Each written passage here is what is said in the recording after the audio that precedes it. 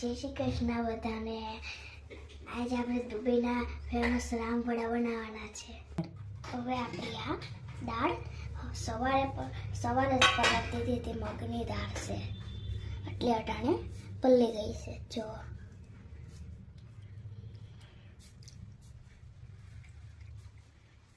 દાળને બાઉલમાં નાખી દઈએ।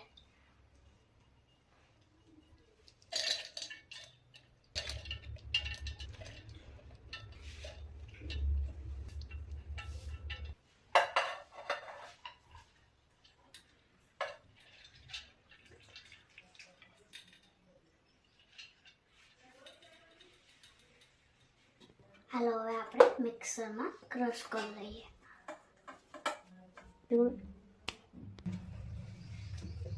હવે આપણે બાઉલને ખોલી લેશું। જો આપણી ચટણી દાળ સરસ રસ થઈ ગઈ છે। પછી આપણે એમાં કઢાઈમાં કાઢી લેશું। આપણે કઢાઈમાં કાઢી લઈએ।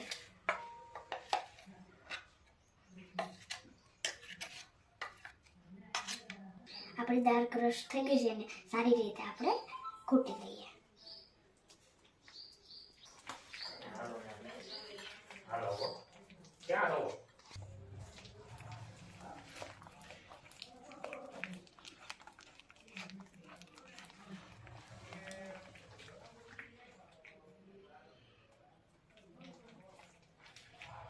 આપણું બેટર વડા પડે એવું થઈ જાય ને ત્યાં સુધીમાં આપણે ખૂટવાનું છે 5-10 કલાક સુધી।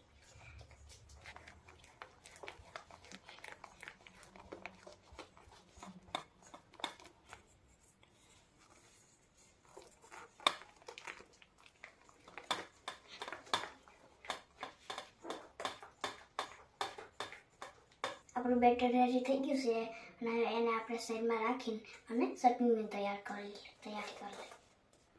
આજે આપણે મોરાના પાનની ચટણી બનાવવાની છે। તમે ક્યારે બનાવી હોય તો કહેજો, જરૂરથી ને એકવાર ટ્રાય કરજો।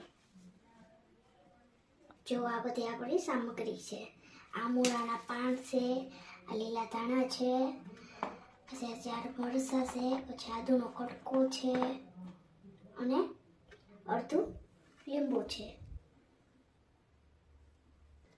હાલો આપણે બધાનું કટિંગ કરી લઈએ।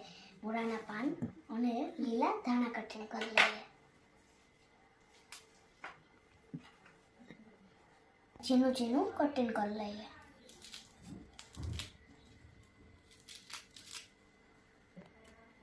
પહેલા આપણે મોરાના પાનની ચટણી બનાવવાની છે અને મોરાના પાનના આપણે મોરાના પાનના આપણે સલાડ બનાવવાના છે। મૂળા અને મૂળાના પાનના આપણે શરીરમાં બહુ ઉપયોગી છે। શિયાળામાં અઠવાડિયામાં જરૂર ખાવું જોઈએ। તમે બધાએ પણ જરૂરથી ટ્રાય કરજો। હવે આપણે ધારાને કટિંગ કરશું। હાલો તો આપણે ધાણા ભાજી નાખી દઈએ।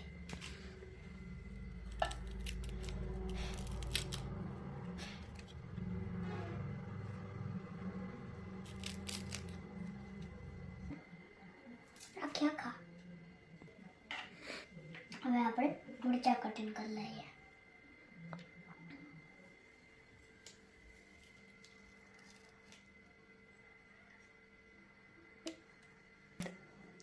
મરચાં કટ થઈ ગયા છે અને હવે આપણે આદુને કટ કરી લઈએ।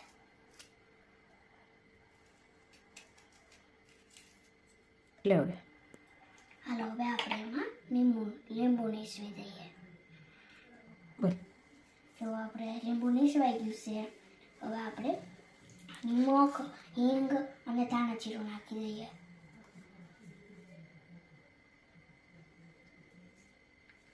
હિંગ નાખશું, ધાણા જીરું આપણે નાખી દઈએ, જીરું આપણે સપટી નાખી દઈએ। હાલો પેક કરીને આપણે ચટણીને રસ કરી લઈએ। આપણી ચટણી રેડી થઈ ગઈ છે। જુઓ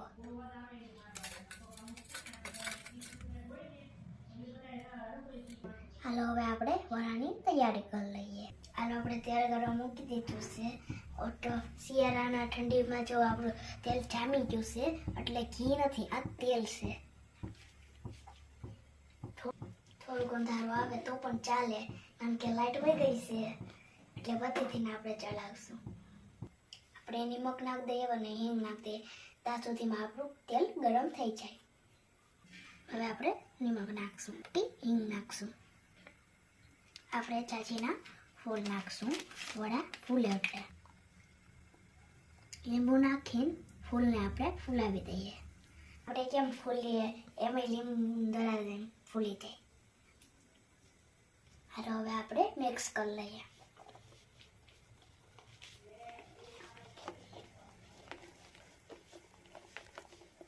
આપણું બેટર કેવું ફ્લફી થઈ ગયું છે, તમે જોઈ શકો છો. આપણું તેલ ગરમ થઈ ગયું છે અને વડાને આપણે હવે ઉતારી લઈએ.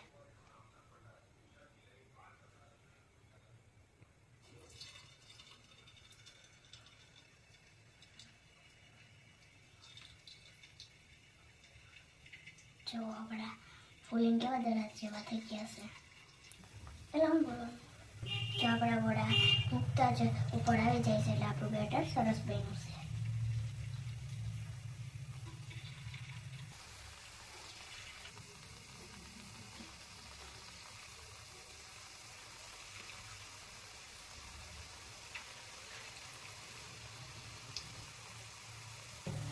સરસ આપણે હવે વડા ફેરવી લઈએ.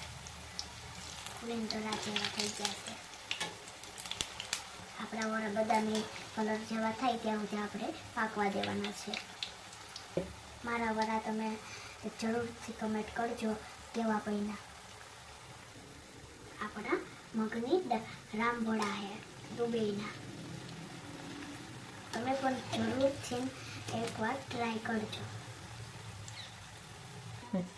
આપણા વડા પાકી ગયા છે એને આપણે ઉતારી લઈએ.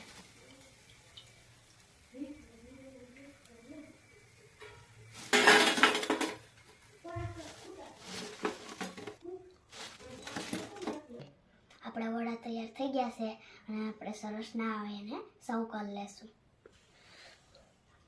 મૂળા અને મૂળાના પાલનું આ સલાડ છે.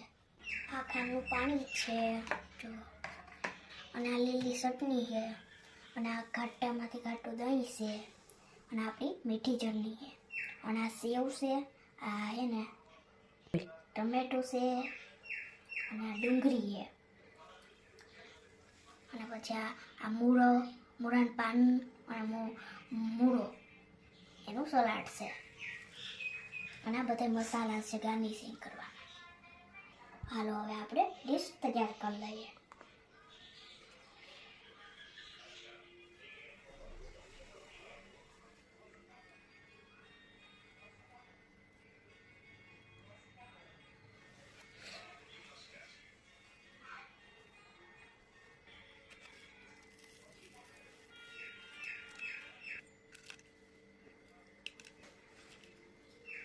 પહેલા આપણે દહીં નાખશું.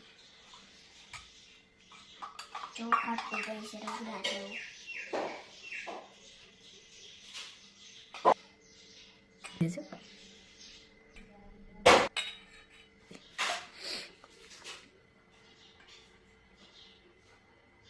આપણું દહીં નખાઈ ગયું છે. હવે આપણે ખાંડનું પાણી નાખશું.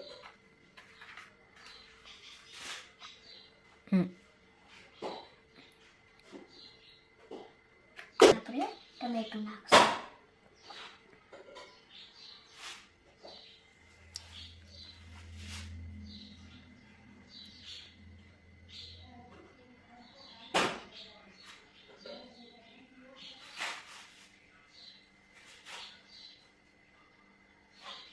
ટમેટું નખાઈ ગયું.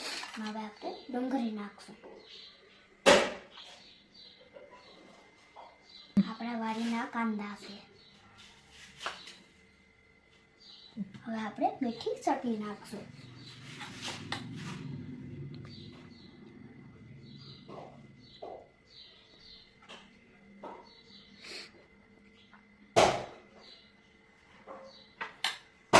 હાલો આપણે મીઠી ચટણી નખાઈ ગઈ છે અને હવે આપણે લીલી ચટણી નાખી દઈએ. યા જે આપણે મૂળાના પાનની બનાવી છે એ ચટણી આપણે નાખવાની છે. ચટણી આપણે નખાઈ ગઈ છે. હવે આપણે મૂળાના પાન નાખી દઈશું અને હવે આપણે મૂળો નાખી દઈએ.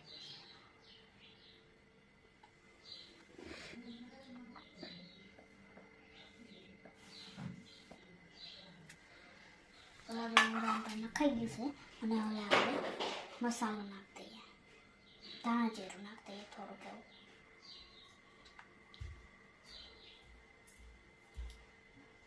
હવે આપણે તીખી ચટણી નાખી દઈએ. થોડીક જ નાખશું, બહુ તીખી હોય.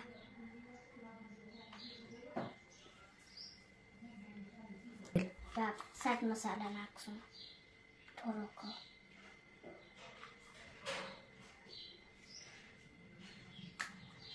આપણે લાસ્ટમાં સેવ નાખી દઈએ. રેડી, રામગોળા શાક રેડી.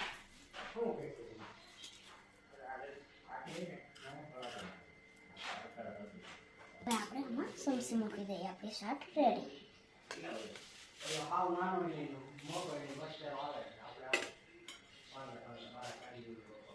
આપણી શાક રેડી છે અને હવે હું ત્યાં સુધીમાં ટેસ્ટ કરી લઉં. અને તમે લાઈક, શેર, સબસ્ક્રાઈબ, કમેન્ટ કરી દેજો ભૂલતા નહીં. તમારા માટે રોજ રોજ મને નવા વિડીયો લઈ આવવાની બહુ મજા આવે અને મારો ઉત્સાહ વધે. તમારા સપોર્ટથી જ હું આગળ વધવાની છું, નકર તો કેમ આગળ વધે. પ્લીઝ લાઈક, શેર, સબસ્ક્રાઈબ ભૂલતા નહીં. એન્ડ પાસમાં તમે આભાર તમારો. ખાઈ લો. બાય.